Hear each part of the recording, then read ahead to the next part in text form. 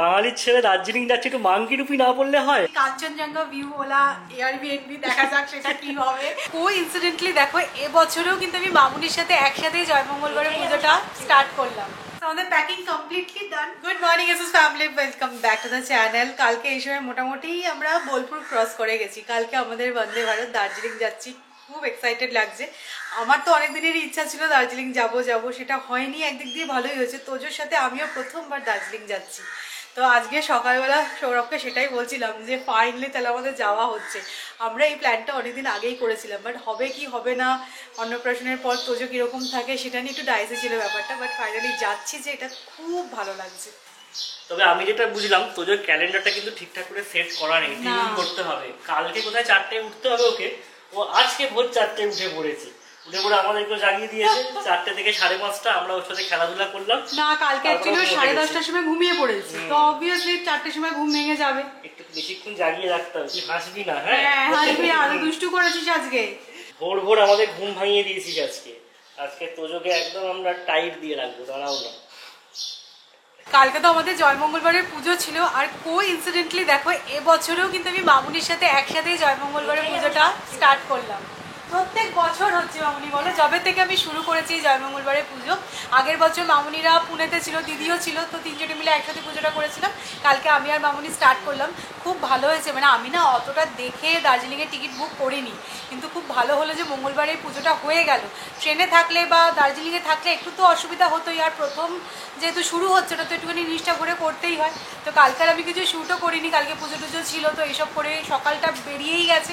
কারণ না, আজকে আর ব্লগ করা যাবে না, কারণ তোমাদের বলছি এখন তোজোর জন্য সকালটা কোথা দিয়ে যে বেরিয়ে যাচ্ছে জাস্ট বোঝা যাচ্ছে না। এবার এখনো মামুনি করে ঘুমিয়ে পড়েছে। এতক্ষণ ওকে জাগিয়ে রাখার চেষ্টা চললো যে একবার স্নান করে ঘুমোবি, কিন্তু ও ভুলে পড়ে যাচ্ছে। মামুনি হচ্ছে ঘুম পাড়িয়ে দিয়ে আর কষ্ট দিস না। আমাদের এই সোফাটা দেখো ফুল অফ জামা কাপড়, মানে যা যা মনে পড়ছে সব এখানে রাখছি। দুপুরে একদম ফাইনাল প্যাকিং করে নেবো। তোমরা অনেকে জিজ্ঞাসা করেছো, সৌমি তোমার এক্সপিরিয়েন্স শেয়ার করো যে 6 মান্থে বেবিকে নিয়ে তুমি দার্জিলিং যাচ্ছ, কী কী ফলো করছো। অবশ্যই তোমাদের সাথে সবটা শেয়ার করবো আমার এক্সপিরিয়েন্স, তাহলে তোমাদেরও হেল্প হবে। তো আমি তো প্যাকিং যা যা করেছি সেগুলো তোমাদের সাথে অল্প অল্প করে শেয়ার করে দেবো। অনেকেই জিজ্ঞাসা করছো যে ওর খাওয়াটা তুমি কিভাবে ম্যানেজ করবে। তো দেখো, ও তো অল্প অল্প সলিড স্টার্ট হয়ে গেছে, মানে দিনে 2বার আমি ওকে সলিড দিচ্ছি।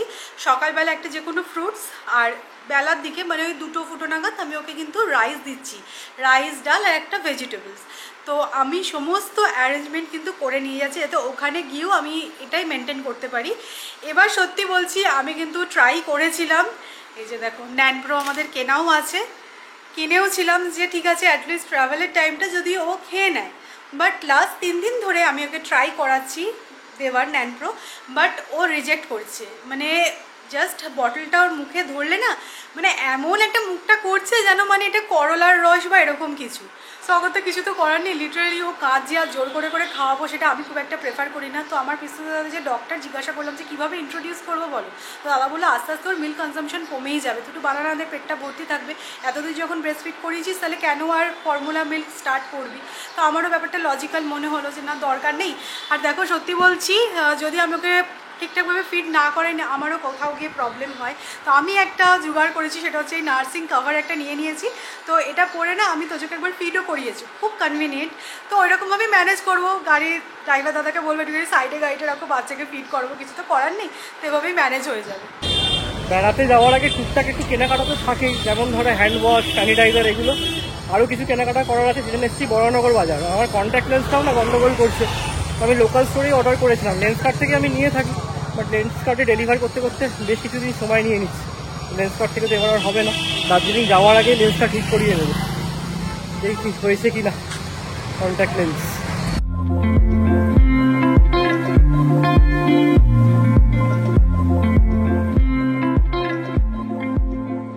আমার মনে হয় একটা এজের পর স্কিন কেয়ার একটু স্পেশাল ভাবে আমাদের করা উচিত। এভরিডে বেসিসে আমরা যে স্কিন কেয়ার রুটিনটা ফলো করছি সেটা তো ঠিক আছে, বাট পিরিয়ডিক্যালি আমরা যদি ডিপ ক্লিন আর লিফটিং করতে পারি সেটাও কিন্তু আমাদের স্কিনের জন্য খুবই হেল্পফুল হবে। সো ডিপ ক্লিন আর লিফটিং এর জন্য আমি রিসেন্টলি ইউজ করছি আগারোর এই স্কিন স্ক্রাবারটা। এটা কিন্তু খুব ভালো আর খুব এফেক্টিভ। আগারোর এই আল্ট্রাসনিক ফেশিয়াল স্ক্রাবারের স্প্যাচুলাটা 100% স্টেনলেস স্টিল দিয়ে তৈরি, তাই ভেরি সেফ টু ইউজ। এই স্ক্রাবারটায় 4টে অ্যাডজাস্টেবল মোডস আছে। ফার্স্টে আছে ক্লিনিং, দেন লিফটিং, আর আছে আয়রন পজিটিভ মোড, যা পজিটিভ আয়রন জেনারেট করে ডিপ পোর ক্লিনিং এর জন্য। লাস্টে আছে আয়রন নেগেটিভ মোড, যা নিউট্রিয়েন্টসকে স্কিনের ভেতর পেনিট্রেট করতে হেল্প করে নেগেটিভ আয়রন প্রডিউস করে। এই ডিভাইসটার সাথে এরকম সিলিকন অ্যাটাচমেন্টসও আছে, যা জেন্টলি স্কিনকে ক্লিন করতে হেল্প করে। আগারোর এই স্ক্রাবারটা প্রডিউস করে 24,000 পার মিনিট ফ্রিকোয়েন্সি ভাইব্রেশন, যা স্কিনের ডিপ ক্লিনিং এ হেল্প করে উইদাউট ড্যামেজিং ইট। এই স্ক্রাবারটার সাথে তোমরা কিন্তু একটা চার্জিং কেবলও পেয়ে যাবে। এবার চলো আমি তোমাদেরকে দেখিয়ে দিই এটা আমি কিভাবে ইউজ করি। ফার্স্টলি ফেস ওয়াশ দিয়ে আমি স্কিনটাকে ক্লিন করে নেব। দেন স্ক্রাবারটা ক্লিনিং মোডে অন করে স্প্যাচুলার কার্ভটা ইনওয়ার্ড সাইডে রেখে আমি আমার ফেসের dead skin, black heads are white heads remove করে নেব। ক্লিনিং কমপ্লিট করে আমি একটা অ্যান্টি এজিং ক্রিম অ্যাপ্লাই করে নেব। দেন স্ক্রাবারটা লিফটিং মোডে সেট করে আর স্প্যাচুলার কার্ভটাকে আউটসাইডে রেখে আমি আপওয়ার্ড অ্যান্ড আউটওয়ার্ডে মোশনে ফেসের ওপর গ্লাইড করে নেব। এরপর ডিপ পোর ক্লিনজিং এর জন্য আয়রন পজিটিভ মোড ইউজ করে নেওয়া যেতে পারে। ডিপ ক্লিনিং আর লিফটিং এর জন্য কিন্তু আমি এটা উইকে 2 বার ইউজ করছি। তো আমি ডেসক্রিপশনে লিংক দিয়ে দেবো, তোমরা চেক আউট করে নিও। আর এই প্রোডাক্টের উপর কিন্তু তোমরা 1 ইয়ারের ওয়ারেন্টিও পেয়ে যাবে। আজকের মেঘটা পুরো আলাদা রকম করেছে, ও মনে হচ্ছে ঝেঁপে বৃষ্টি আসলো বলে।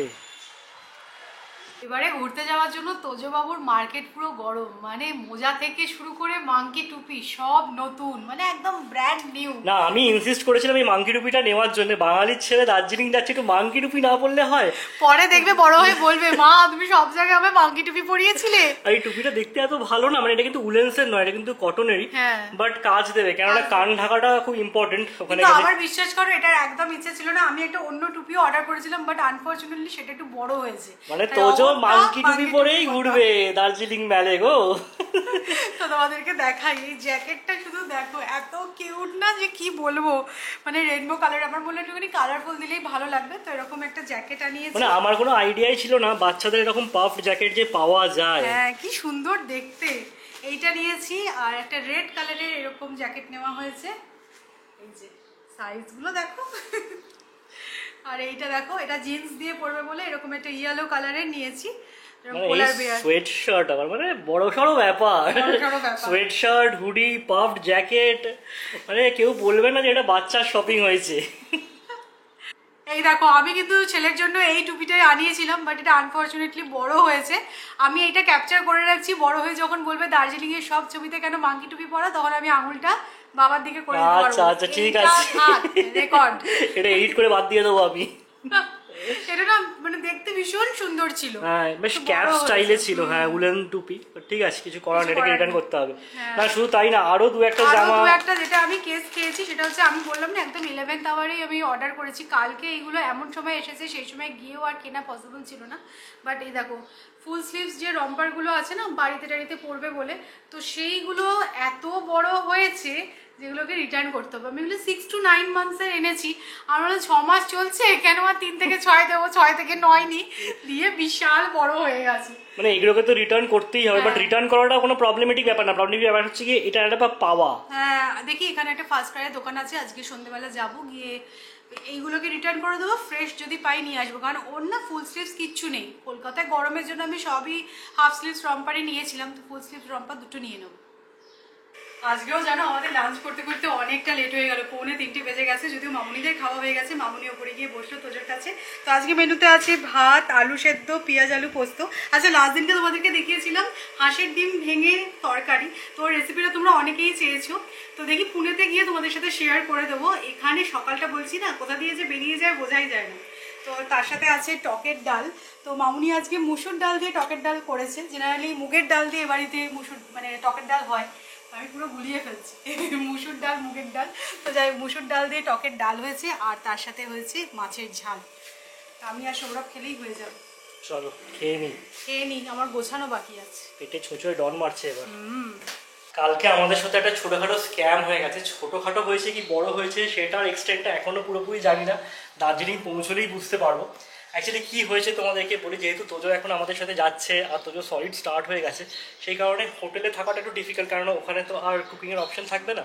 তো আমরা একটা এয়ারবিএনবি বুক করেছিলাম যেখানে ওয়েল ইকুইপড কিচেন আছে। তো দেখে শুনেই বুক করেছিলাম এয়ারবিএনবিটা বেশ কিছুদিন আগে। তো কালকে হঠাৎ করে মেসেজ আসে যে ওই প্রপার্টিটা এখন ক্লোজ ডাউন হয়েছে ফর মেনটেনেন্স। তো আমার তো মাথায় পুরো হাত যে কী করবো, 11th আওয়ারে আর আমি যা দেখছি, যত রিলস দেখছি, ইউটিউবে ভিডিওস দেখছি, যে দার্জিলিং এখন ফুল প্যাকড, মানে অ্যাকোমোডেশন পাওয়া ইজ লাইক ইম্পসিবল। আমি তৎক্ষণাৎ booking.com, মেক মাই ট্রিপ সমস্ত চেক করলাম, যেটা ভেবেছিলাম সেটাই, যে ভালো অ্যাকোমোডেশন তো কিছুই নেই। তারপরে ওনারের ফোন নাম্বারটা দেওয়া ছিল এয়ারবিএনবিতেই, ওখান থেকে ওনাকে কল করলাম যে কী ব্যাপার। তো উনি বললেন যে ঠিক আছে দাদা, চিন্তা করতে হবে না, আপনি যখন বুকিং করেছেন আমাদের অন্য আরেকটা প্রপার্টি আছে, তো সেটা আপনি বুক করে নিন, কোনো অসুবিধা নেই, রেটটা সেমই থাকবে। বললাম ঠিক আছে, ভিডিও পাঠাও কী আছে অন্য প্রপার্টি, সেটাও এয়ারবিএনবিতে লিস্টেড দেখালো আমাকে। তো এখন ওখানেই যেতে হচ্ছে অগত্যা। আমি যেটা বুঝলাম, আমরা যেটা বুক করেছিলাম সেটা না একটু বড় প্রপার্টি ছিল, হয়তো উনি কোনো বড় গ্রুপ পেয়ে গেছেন গেস্টদের, তো সেটা তাকে দিয়ে দেওয়া হয়েছে। আমাদের জন্য এটাই আর কি। জানিয়েছিল একদম 11th আওয়ারে, যাতে আমি ক্যান্সেল করে আবার অন্য কিছু খুঁজতে না পারি, মানে আমার হাতে কোনো অপশান যাতে না থাকে, সেই কারণেই একদম শেষ মুহূর্তে গিয়ে বলেছে। তো যেই প্রপার্টিটা দেখিয়েছে বা যেখানে গিয়ে আমরা থাকবো কাল থেকে, সেটাও যে খারাপ সেরকমটা নয়, একদম কাঞ্চনজঙ্ঘা ভিউ আছে বলছে। এবার সেই কারণেই তো বললাম না, স্ক্যামটা কত বড় হয়েছে না ছোটোখাটোই হয়েছে, সেটা তোমাদেরকে দার্জিলিং পৌঁছেই বলতে পারবো। সেদিনকে হেয়ার স্পা করার ডিসিশনটা খুব ভালো ছিল। তোমরাও মাঝে মধ্যে গিয়ে হেয়ার স্পা করতে পারো, তাহলে না হেয়ারটা মেনটেন থাকে। আজকে আমি হেয়ার ওয়াশ করেছি, দেখো কি ভালো লাগছে, একদম শাইনি সফট হয়ে গেছে। তো যাই হোক, চলো এই লাঞ্চ করে ওপরে আসলাম, আজকে আর এখন রেস্ট নেবো না। বিকেলবেলা কি হয়, দিদি এসে যায়, তখন একটু গল্প করতে করতে আর গোছানো হয় না, তাই ভাবছি দুপুরবেলায় ফাইনাল প্যাকিংটা সেরে নিই।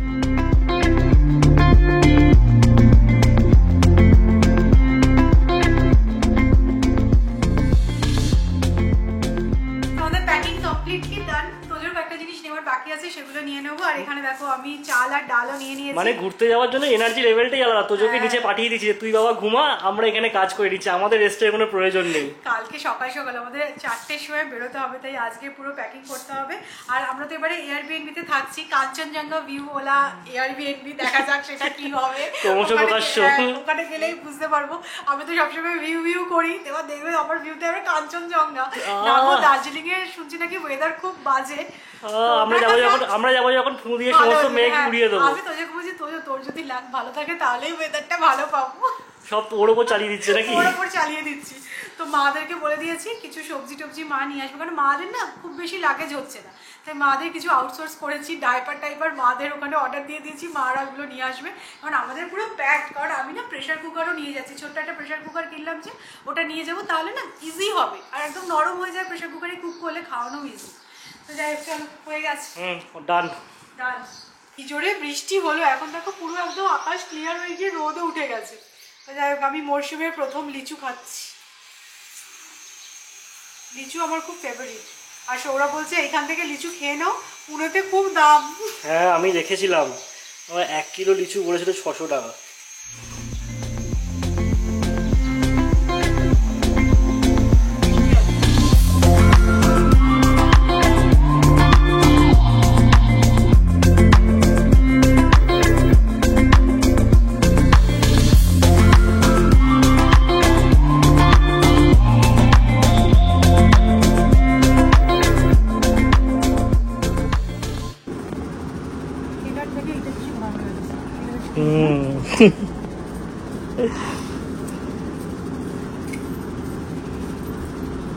যা মনে হচ্ছে তোজো কালকে ফাইনালি দার্জিলিং যাচ্ছে। হ্যাঁ সেটাই। আমরা নিতে এসেছিলাম তোদের জন্য ফুল স্লিভস রম্পার, তো পেয়ে গেছি। ফার্স্ট রাইগে একটা দোকান আছে, এটা হচ্ছে ফ্যাক্টরি আউটলেট, তো নিয়ে নিয়েছি, বাড়ি গিয়ে তোমাদেরকে দেখাচ্ছি। দুটোই নিলাম, খুব বেশি দরকার নেই। না দুটো হলেই এনাফ। অ্যাকচুয়ালি মানে হোটেলে পড়ার জন্যই, ঘুরতে যাওয়ার ড্রেস তো হয়েই গেছে। লাস্ট মোমেন্টে এইসব কাজগুলো করবো না বলে 2 দিন আগে ফার্স্ট ক্রাই থেকে অর্ডার দিলাম। তবে সত্যি বলছি, এত তো জিনিস কিনি ফার্স্ট ক্রাই থেকে, এই ফ্যাক্টরি আউটলেট বলো আর যাই বলো না কেন, মানে অনলাইনে সব থেকে চিপ। দুটো রম্পার আমি নিলাম 980 টাকা, মানে অনলাইনে 550-600 মধ্যে পাওয়া যায়, আর এখানে অপশনও অনেক কম।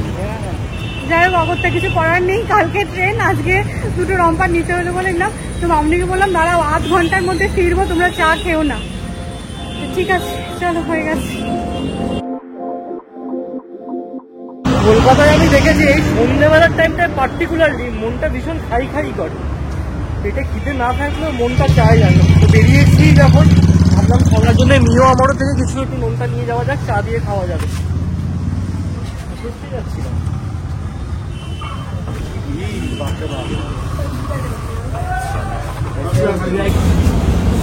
নোনতাও নিয়ে নিয়েছি আর কালকে ট্রেনের জন্য একটু মিষ্টিও নিয়ে নিয়েছি। জানি বন্ধে ভারতে খেতে দেয়, তাও আর কি ট্রেনে যাচ্ছি যখন একটু কিছু নিতেই হবে। ট্রেনে কিছুটা বেশি পায়, হ্যাঁ বন্ধে ভারতে খাবারে পেট ভরবে না।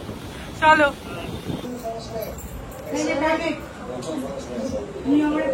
তুমি রবীন্দ্র জয়ন্তীতে ভালো গান করেছো, সেই কারণে তোমাকে প্যাকেট দেওয়া হচ্ছে। না অ্যাকচুয়ালি দিদির আসতে একটু দেরি হলো, আমরা গরম করে অলরেডি খাওয়া শুরু করে দিয়েছি, ভাবেন দিদি কখন আসবে, বলতে বলতে একদম দিদি এসে গেছে। আর এদিকে এখন আরসিবির ম্যাচ চলছে, আমরা তো ফাইনালে উঠেই গেছি। তো উনি বলেছিল যে আমি কেকেআরকে ওরা সাপোর্ট করছি না। হ্যাঁ নাই করো, তুমি না করে করে যখন ফাইনালে উঠে গেছি তুমি নাই করো।